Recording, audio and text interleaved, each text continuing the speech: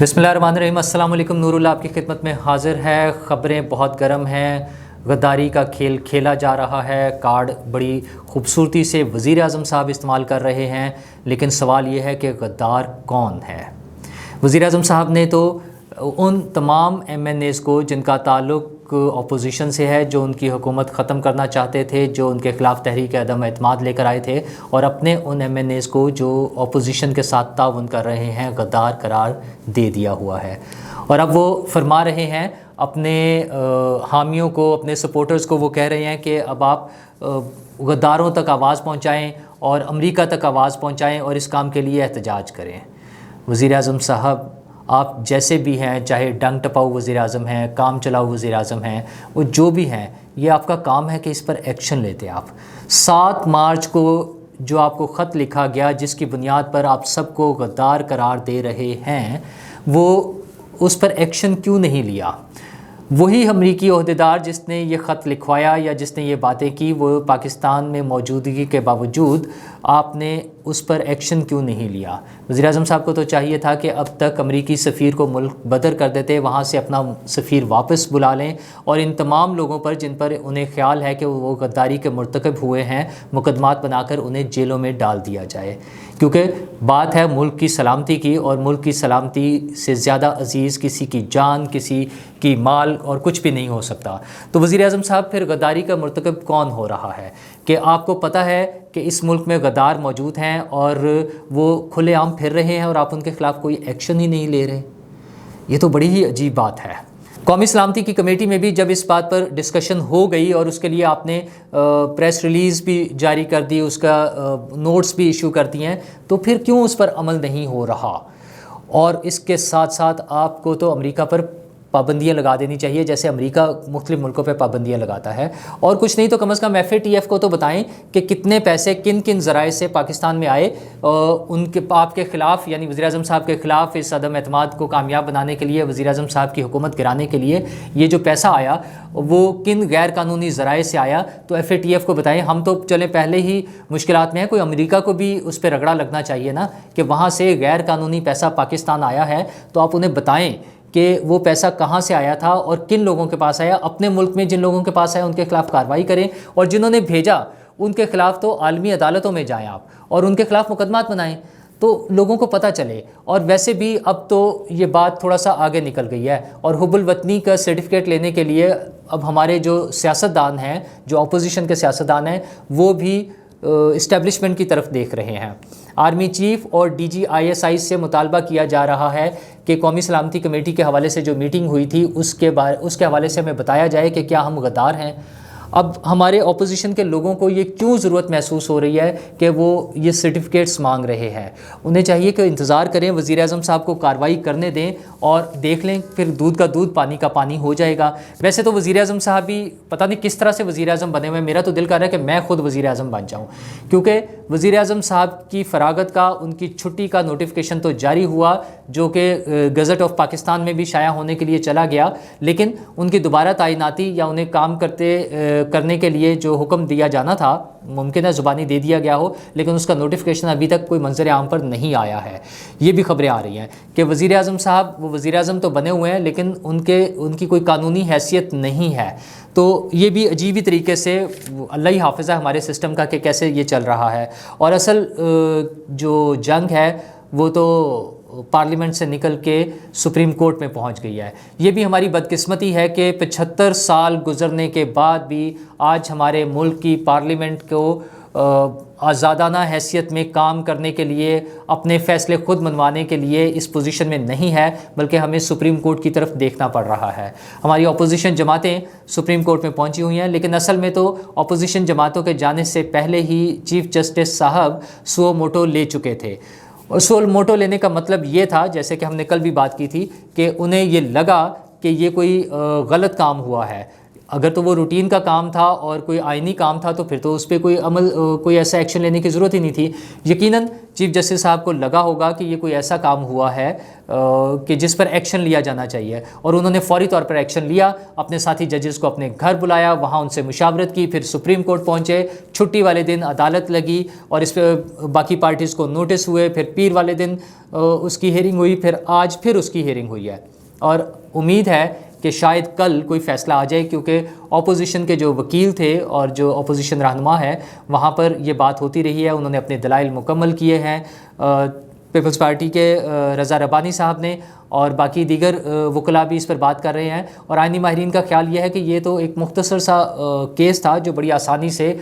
یا فوری طور پر اس پر کوئی رزلٹ آ جانا چاہیے تھا, کوئی فیصلہ آ جانا چاہیے تھا, لیکن وہ ابھی ڈیلے ہوئے جا رہا ہے. اور ہم پھر دہرائیں گے کہ وہ ایک پرانی کہاوت ہے جو کہا جاتا ہے کہ justice delayed is justice denied. اور اس کے علاوہ ہم تو بچپن سے سنتے آئے تھے کہ قانون اندھا ہوتا ہے, لیکن بعد میں سمجھ آئی کہ اس کی کچھ ایسے مسائل ہوتے ہیں, کوئی وہ قانونی ضرورتیں پوری کرنے کے لیے کوئی پروسیجرز ایسے ہوتے ہیں جس کی وجہ سے شاید ٹائم لگتا ہے. لیکن پھر بھی ایسی اہم نوعیت کے کیسز میں عوام کی خواہش یہ ہوتی ہے کہ فوری طور پر فیصلہ آ جائے, یا جو پارٹیز عدالت میں جاتی ہیں ایسے کیسز لے کر, ان کی خواہش یہ ہوتی ہے کہ فوری فیصلہ آ جائے. اور اس عمل سے یہ جو واردات ڈلی ہے اتوار کے روز قومی اسمبلی میں حکومت نے جو کی ہے واردات, اس کی وجہ سے ملکی معاملات رکے ہوئے ہیں, کاروبار زندگی اور کاروبار حکومت رکا ہوا ہے, اسٹاک مارکیٹ کریش ہو رہی ہے, لوگوں کے اربوں روپے ڈوب گئے ہیں. لیکن پتہ نہیں کون سوچے گا. وزیر اعظم صاحب تو عمران خان صاحب تو چونکہ اپنے آپ کو وزیر اعظم سمجھتے ہیں اور وہ وزیر اعظم کے طور پر ایکٹ بھی کر رہے ہیں,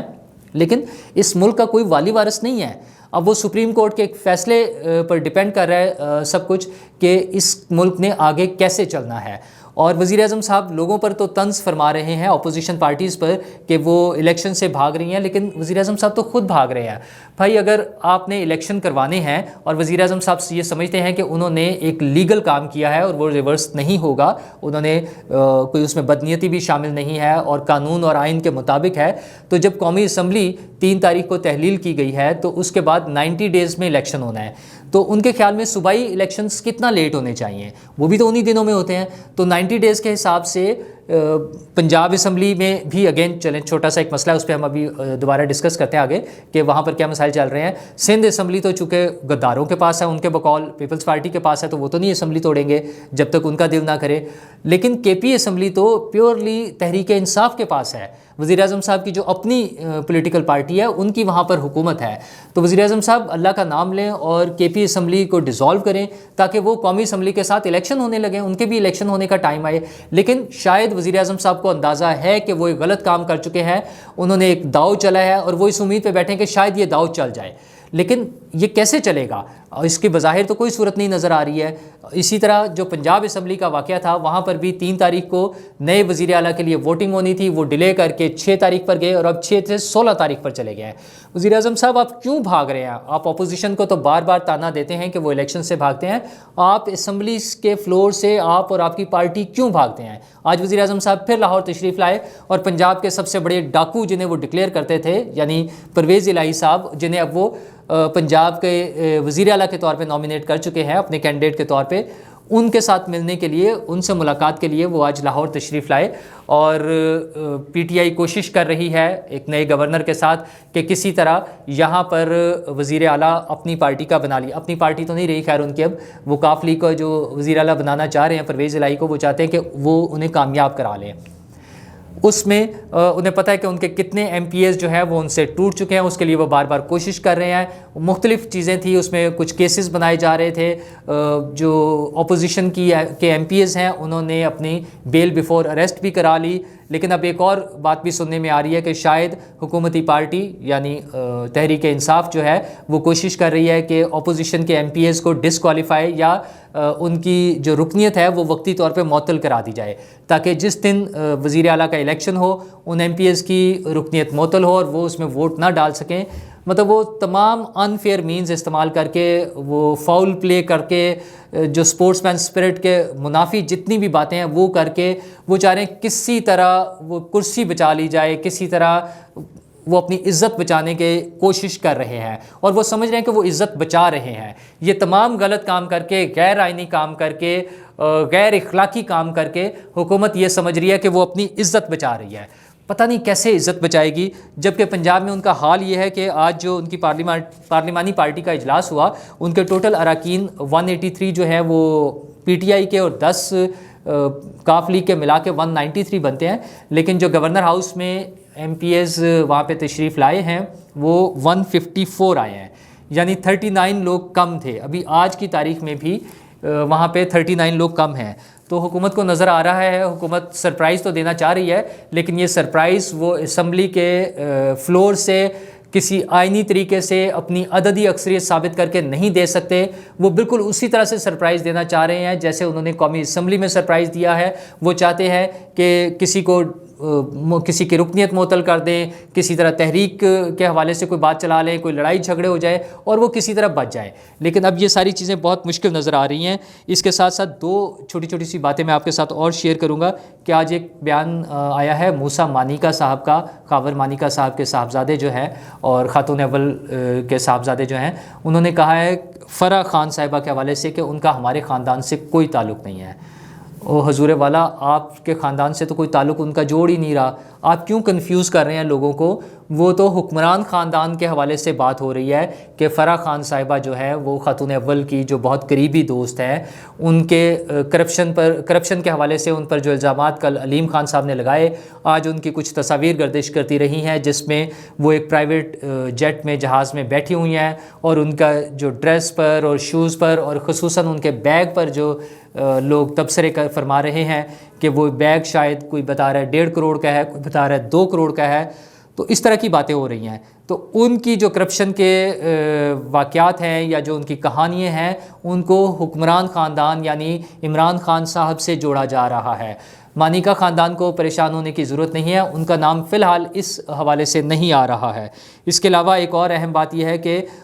جس چیز کے لیے وزیر اعظم صاحب ہمیں پہلے فرماتے تھے، خودداری کی باتیں سناتے تھے کہ جب میں کسی سے پیسے مانگوں گا تو میں کیسے ہم سر اٹھا کے کیسے بات کر سکتے ہیں، بڑی خوبصورت لگتی تھی یہ باتیں کہ ہم کسی سے قرض نہیں لیں گے، ہم کسی سے بھیک نہیں مانگیں گے، ہم آئی ایم ایف کے پاس نہیں جائیں گے، اور پھر آئی ایم ایف کے پاس نہ جانے کی پاداش میں اسد عمر صاحب کو فارغ کر دیا گیا کہ وہ وہاں پر ٹائملی نہیں گئے تھے۔ اب آج یو اے ای نے ہمارا $1 ارب کا جو قرض تھا، جو اس کی قسط ہم نے واپس کی تھی، اس کو مؤخر کیا ہے کچھ عرصے کے لیے۔ تو اب تو ہمارے لیے اسی طرح کی باتیں خوشخبریاں رہ گئی ہیں کہ کہیں سے ہمیں کوئی امداد مل جائے، کہیں سے جو ہم نے قرض واپس دینا ہے اس میں ہمیں تھوڑی سی ریلیف مل جائے، کچھ اور وقت مل جائے۔ یہ اب ہماری اوقات ہے۔ کل ملا کر وہ جو اس ملک کو عزت دلوانے کے لیے آئے تھے، جو یہاں کے سبز پاسپورٹ کی عظمت کو بڑھانے کے لیے باتیں سناتے تھے ہمیں، وہ تو اب پرویز الہی صاحب کی خوشامد میں لگے ہوئے ہیں، ان کی فتح کے لیے کام کر رہے ہیں۔